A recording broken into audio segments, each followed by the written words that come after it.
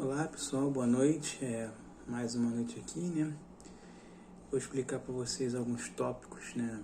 Como foi o surgimento da Umbanda aqui no Brasil, sobre o papel do Brasil na espiritualidade. Vamos falar um pouquinho disso hoje, que muitas pessoas têm conhecimento, mas outras pessoas também não têm. Eu não sei tudo, mas eu vou falar um pouquinho que eu aprendi. Bom, vamos começar com a Umbanda. A Umbanda foi criada dia 15 de novembro de 1908, foi trazida pelo Caboclo das Sete Encruzilhadas através do médium Zélio Fernandino de Moraes, né? Vou começar atrás. O Zélio era um garoto, até então, né, mais ou menos 17, 18 anos, ele queria ir para a escola naval. O sonho do Zélio era ser marinheiro. Só que o Zélio ele tinha uma espécie de ataques, né? E que ataques são esses?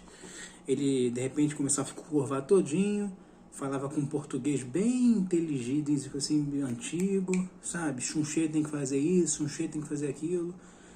E aí acharam que o Zélio, a princípio, tinha problemas mentais. Levaram o Zélio no tio dele, que era psiquiatra, doutor Epaminondas. O tio dele não constatou nenhum problema psiquiátrico. Aí falou assim, isso aí é problema de espiritual, vamos levá-lo na igreja.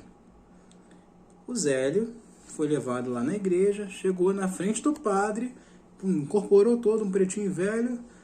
O padre olhou assustado com o olho desse tamanho regalado, falou assim, ficou olhando assim. Aí o Zélio o preto velho incorporado no Zélio falou assim, eu conheço Xunxê, Xunxê não me é estranho, eu conheço Xunxê de muitos carnavais. O padre falou, eu não tenho pacto com o diabo nenhum não. Foi embora, saiu embora e deixou o Zélio lá incorporado sozinho. O preto velho. O preto velho estava falando do espírito do padre, que aquele espírito daquele padre, ele era conhecido do preto velho. Pois bem, aí levaram o Zélio e não falaram assim, isso aí é problema espiritual, vamos levar no centro kardecista. Levaram o Zélio no centro kardecista. E aí, o Zélio incorporou lá, só que incorporou dessa vez um caboclo, o Caboclo das Sete Encruzilhadas. E aí o dirigente espírita, né, ele muito arrogante, ele começou a interrogar. Porque ele falou assim, olha, eu estou vendo aqui, que na minha visão, não estou vendo um caboclo, eu estou vendo um padre. E o caboclo falou, você tem razão, você está vendo uma das minhas encarnações. Eu fui o padre jesuíta Miguel de Malaquias, se não me engano, esse é o nome. E aí ele começou a interpelar o espírito do caboclo de uma maneira muito arrogante. Isso foi no dia 14 de novembro de 1908. E os médiuns ali daquela casa acharam muito rude aquela postura daquele dirigente espírita que era para pregar a caridade, a paciência, o amor ao próximo, estava muito arrogante.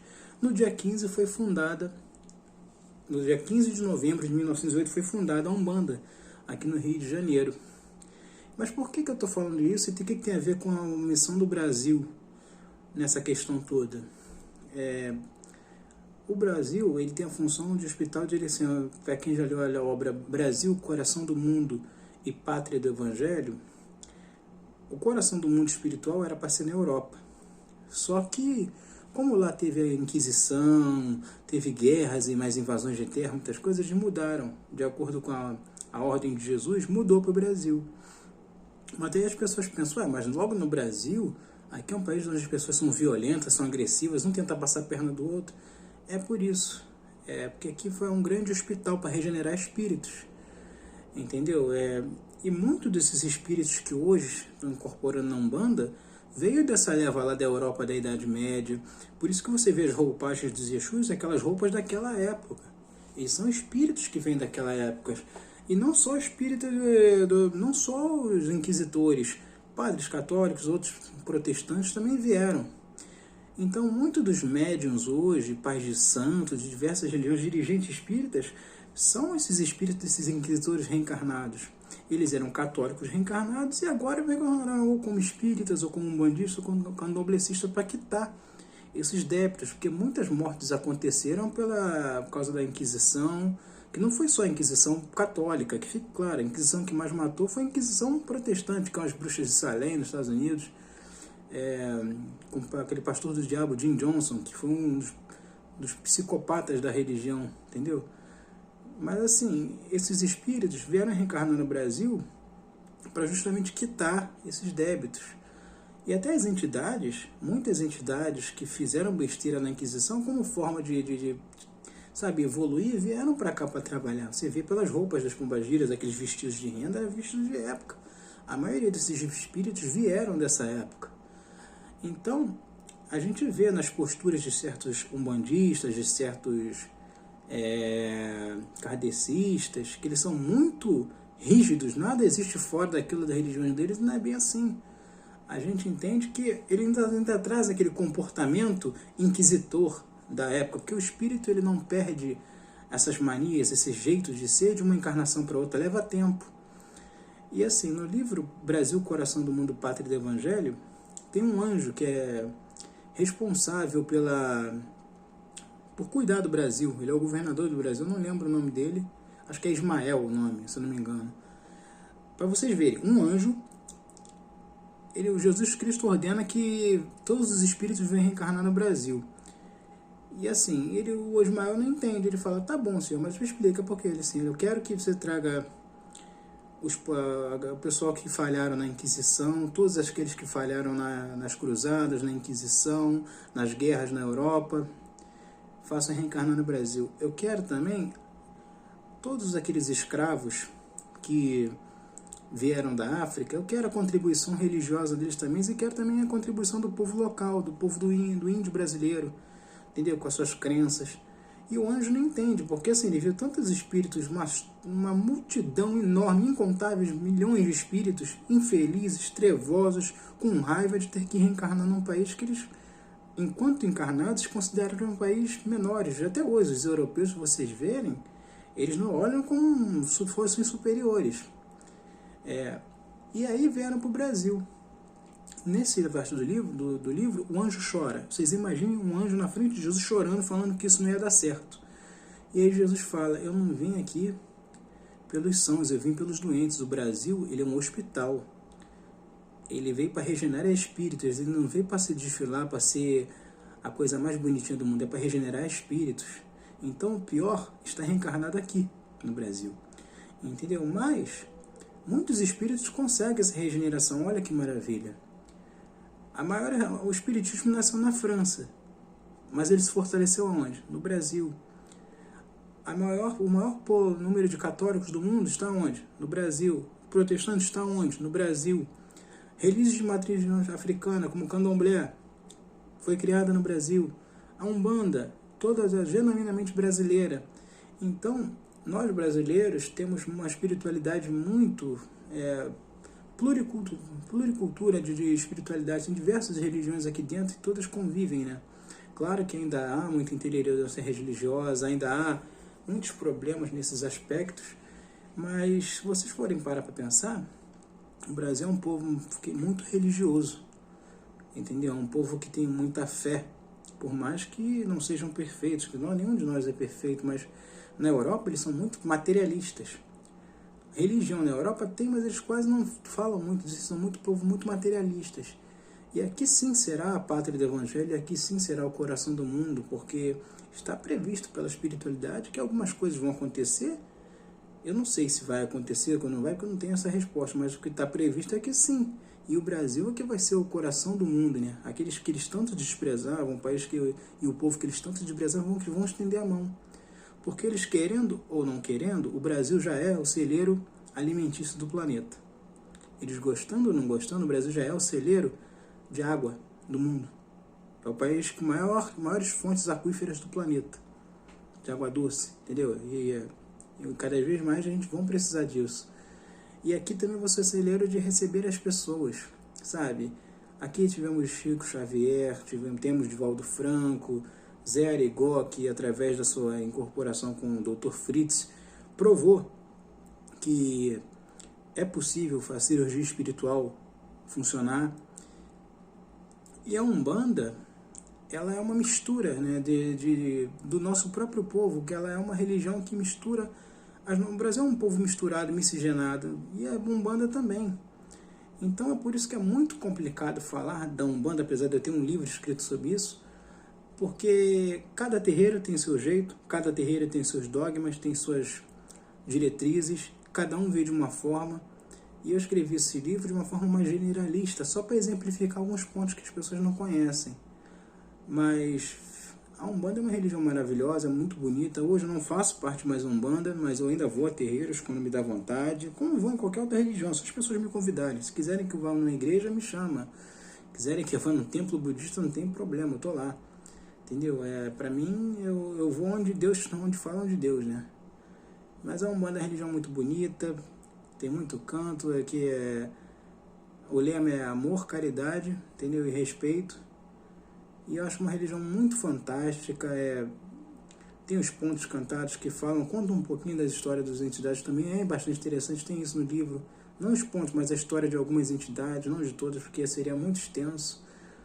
Mas vamos focar hoje um pouquinho também no o que é religião. Religião significa religar-se a Deus, né? É um momento que cada um tem a sua fé. Eu estou numa prática universalista em que eu acho que Deus está em todas as religiões.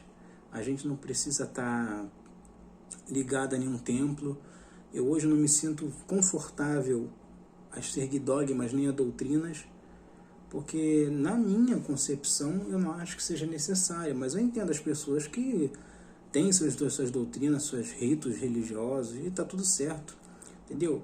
A pessoa que usa a guia no pescoço, se ela acreditar que aquela guia tem poder, aquela guia vai ter poder, porque na minha concepção o que te dá poder é a nossa acreditar, é a nossa fé, entendeu? E a nossa fé é que move tudo. No mundo espiritual, é a força do pensamento, entendeu? É a nossa convicção que faz a coisa funcionar. E a gente tem que pensar assim o seguinte, respeitar os outros credos religiosos, por exemplo, os evangélicos. As pessoas falam muito mal dos evangélicos, mas eu acho que a fé dos evangélicos é uma coisa linda, maravilhosa, é inabalável a fé deles, em Jesus, em Deus.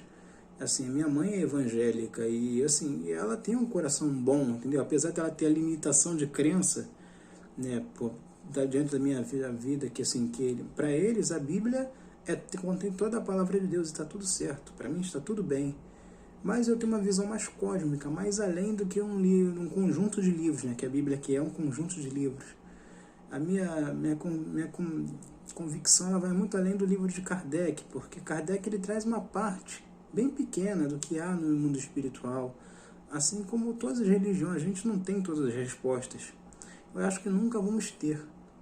Então, por isso que eu escolhi ser mais universalista, apesar de eu gostar muito de ir a terreiros, eu vou até hoje. Ontem mesmo eu estava em para fazer um tratamento espiritual que eu estou fazendo e eu me sinto muito bem acolhido pelo povo da Umbanda, pelos evangélicos também. Eles sempre têm uma palavra de Deus para dar uma coisa assim, eu acho muito interessante, muito bonito. Eu gosto dos ritos da Igreja Católica, eu acho muito lindo a importância que eles dão aos santos. A mesma missa que foi celebrada na primeira igreja é a missa que é celebrada da mesma forma até hoje, eu acho isso bonito. Mas vamos abranger um pouquinho, entendeu? Vamos ter mais um pouco de tolerância com nossos irmãos de outra fé, que assim, no final das contas, Deus não está preocupado de como você o enxerga, Deus não está preocupado em como você o cultua. Deus vai sondar teu coração, vai sondar a sua mente e a sua intenção. E aí não tem como escapar, né? Não adianta nada a gente andar com a Bíblia debaixo do braço e não viver a Bíblia no coração.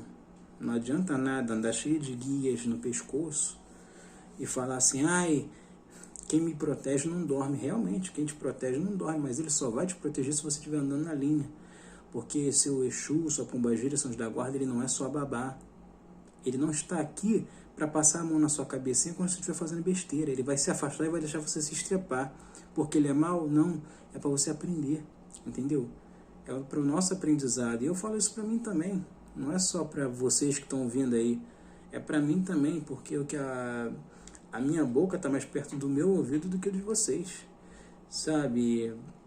A gente tem que ter um pouquinho também do livre-arbítrio do nosso agir, entendeu? A gente tem que entender que as coisas acontecem também por consequência dos nossos atos, dos nossos pensamentos, do que a gente fala, do que a gente sente, do que a gente pensa.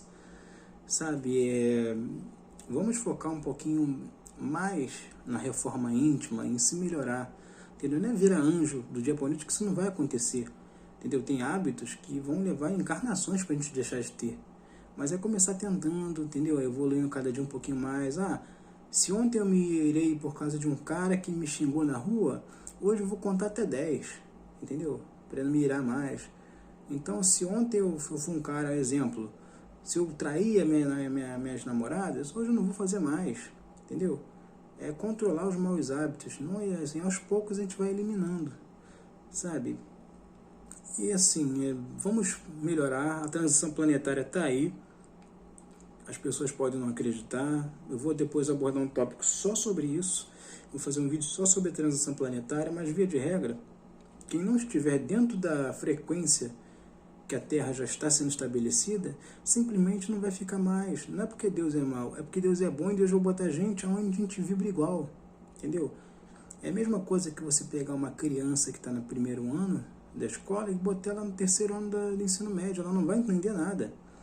Então Deus, por amor e misericórdia, vai colocar aquela criança em uma outra escola na mesma classe que ela está, entendeu? Para ela não se sentir deslocada, para ela não se sentir inferior, porque é outro nível que a gente vai alcançar, tá bom? Esse vídeo desse hoje é um pouquinho mais extenso, eu agradeço quem estiver lendo e ouvindo, né? Lendo, ouvindo, estiver me vendo, se quiser pode curtir, comentar, se inscrever, compartilhar, fiquem à vontade, tá bom, gente? Muito obrigado e tenham uma boa noite.